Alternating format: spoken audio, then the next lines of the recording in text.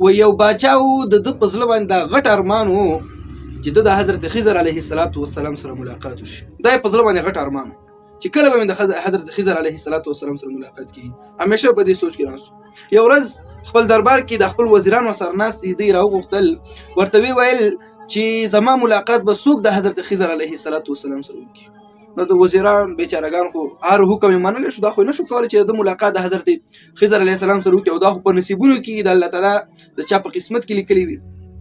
نو په دې وخت کې په دې دربار کې یو غریب سړی ناست و، هغه ګوته جګه کړله، ویلې چې زه ستا ملاقات د حضرت خضر علیه السلام سره کوم، خو ماته به څه وخت راکوي، یو 6 میاشتې وخت به راکوي، د هغې نه بعد به ستا ملاقات د حضرت خضر علیه السلام سره کېږي. وای په 6 میاشتو باندې څه کوي؟ وای زم د سین خواته هغلته چیله کوم، یو 40 ورځې تېروم، 6 میاشتې تېروم. کله چې 6 میاشتې تېرې کړم، وروسته د 6 میاشتو نه بعد به زه راځم او هلته ذکر اذکار به کوم او ستا ملاقات بیا د خضر علیه السلام سره وشي.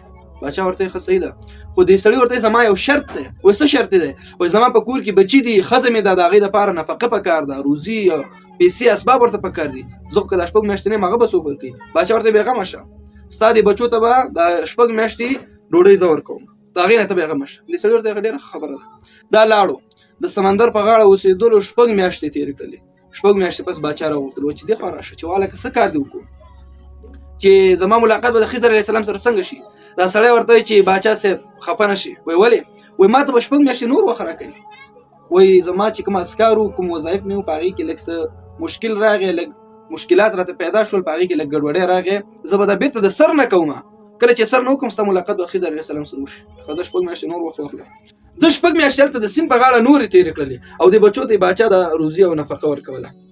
نو کله چې روزي او نفقه ورکوله، په دغه وخت کې د باچا بیا دا سړی راوغوښتو 6 میاشتې چې راشه زما ملاقات به کله د خضر علیه السلام سره کېږي. په موږ باندې دې دومره وخت په انتظار تېر کړو، او واقعا هم انتظار سخت څیز دی. علماء کرام فرمایي الانتظار اشد من القتل، قتل نه سخت انتظار کول د چا د لاسه کېږي، او د باچا دا دومره وخت انتظار و. په دې وخت کې کله چې دا غریب سړی راوغوښتلو، ورته وایي چې زما ملاقات به د خضر علیه السلام سره څنګه شي. نو دا غریب سړی ورته وایي چې باچا صاحب خفه نه شي. ولې؟ ما خو تا ته دروغ ویل، زه نه بزرګ یم نه پیر صاحب یم، دا کوم یو کال چې ما تېر کړو، اول 6 میاشتې بیا 6 میاشتې، دا مې تا ته په یو چل مې درکړو چې ما سره دومره روپۍ نه وي چې خپلو بچو ته مې نفقه رزق پې اخیستی دی. په دې طریقه ما دا چل وکړو چې ته زما بچو ته رزق او ډوډۍ ورکړې. ما خو بل چل یاد نه و، دا چل مې وکړو. نو باچا صاحب ډېر غوسه شو، هلکه چې د زما ملاقات د خضر علیه السلام سره نه شو کولی، نه به دې کولو، دغه یو کال دې ولې ما باندې انتظار وکړو، خو که د رزق او د بچو د نفقې او د پیسو خبره ما ته به دې ویلې، ما به ورکړې. دا چل دې را سره ولیکو. نو باچا یې ډېر زیات غوسه کړو. نو بس په دې باچا د دربار کې چې څومره وزیران او خلک ناست ول، دوی ته ویل چې تاسو هر یو کس خپله رایه راکړئ چې دته زه څنګه سزا ورکړم. په دې دربار کې مختلف وزیران ناست. یو وزیر پاڅېدو، وایي باچا صاحب دی باید په سپو باندې وخوړلی شي، سپو ته ژوندی واچولی شي، او سپي باید یو څو ورځې وږي وتړلی شي او ده باندې بیا راخوشي کړي چې په سپو وخوري. دا سزا باید ورکول شي. یو بل بیا د دربار اخره کې یو سړی ناست و، هغه سپین ږیری سړی و، هغه وویل چې دغه وزیر رښتیا خبره وکړله، چې دا کومه خبره وکړله که نه چې دې سړي ته به سزا ورکړل شي، خو په سپو به وخوري. ده رښتیا خبره وکړله. نو باچا صاحب بل وزیر ته ویل چې و وزیره ته پکې څه وایې چې څنګه سزا ورکړم؟ هغه ورته ویل چې باچا صاحب دته به داسې سزا ورکړو چې دی به راونیسو، اول به یې حلال کړو، او چې کله مو حلال کړو بیا به یې ټوټې ټوټې کړو او بیا به یې ایسته واچوو. نو د مجلس په اخره کې چې کوم سپین ږیری سړی ناست و، هغه دته ویل چې تا هم رښتیا ووایه، تا ښه خبره وکړله. نو په دې مجلس کې د باچا صاحب بل وزیر ته وویل چې و وزیر صاحب دې سړي ته څنګه سزا ورکړم؟ نو هغه وزیر صاحب ډېر ښه سړی و، هغه ورته وایي چې باچا صاحب داسې کار به وکړې، مې سپو ته اچوه، مې حلالوه، دته معافي وکړه، بخښنه ورته وکړه، الله تعالی به بیا تا ته بخښنه وکړي، ځکه چې ته په انسانانو رحم کوې، الله تعالی بیا په تا باندې رحم کوي. نو چې کله دغه خبره یې وکړله، د مجلس په هغه اخره کې چې کوم سپین ږیری سړی ناست و، هغه پاڅېدو او دغه درېیم کس ته یې وویل، چا چې باچا ته ویلي چې باچا صاحب دته معافي وکړه. نو هغه ته ویل چې تا هم رښتیا ووایه. نو باچا صاحب حیران شو چې دغه سپین ږیری سړی چې په مجلس په اخره کې ناست و، دا یې راوغوښتلو. ورته ویې ویل چې دا یو خبره وکړه چې سپو ته یې واچوه، تا دته مې ویل رښتیا دې وویل، او دې بل سړي ته دې وویل چې دا ده راته وویل چې دا حلال به کړو، ټوټې ټوټې به کړو، تا دته مې وویل چې تا رښتیا وویل، او دې بل ویل چې معافي ورته وکړه، تا دته مې ویل چې رښتیا دې وویل. دې کې څه راز دی؟ په دې راز مې پوه کړه. نو په مجلس په اخره کې چې کوم سړی ناست و، هغه ورته ویل چې باچا صاحب ما په دې خاطر دا خبره وکړه چې دم رښتیا وویل، دم رښتیا وویل، دم رښتیا وویل. وایي دا اولنی سړی چې پاڅېدو او ده ویل چې دا سپو ته واچوه، وایي د ده پلار چې و ده به سپي ساتل.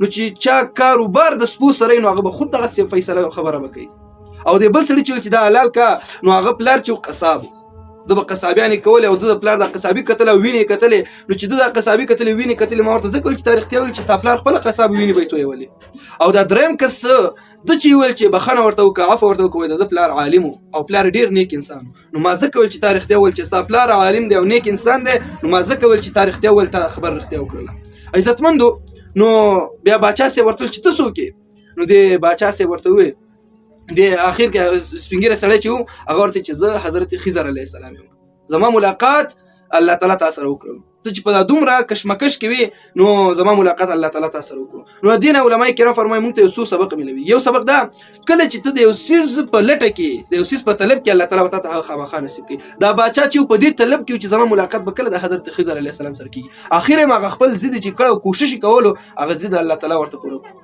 د خپل کوشش کوو هغه پوره شو ځکه د خضر علیه السلام سره ملاقات مو شو بل دویم سبق به کې علماء کرام ته دا ذکر کوي چې کلم ستاد سرنګ خلکو سره ناس تاسو ترغله ته پاینده کې د ناغس جوړیږي امغه سي فیصله وکړي امغه سي خبرې وکړي دغه دوه وزیرانو غلطي فیصله وکړل یو ول سپوت واچو بل ویل چې علالي کا د دې ناس ته د یو د سپو ولا سره د بل ناس د قصابان سره خو دغه فیصله کولې خو دغه خبرې کولې او د بل ناس ته د نیکانو عالمانو بزرګانو سره پلاری نیکو نو ځکه ما ورته چې تاریخ ته وویل نو عزتمند خپل بچو ته کوشش کوي خپل آینده خلکو ته کوشش کوي چې د نیکانو سره کینوي د بدانو خلکو نه لاس واخلي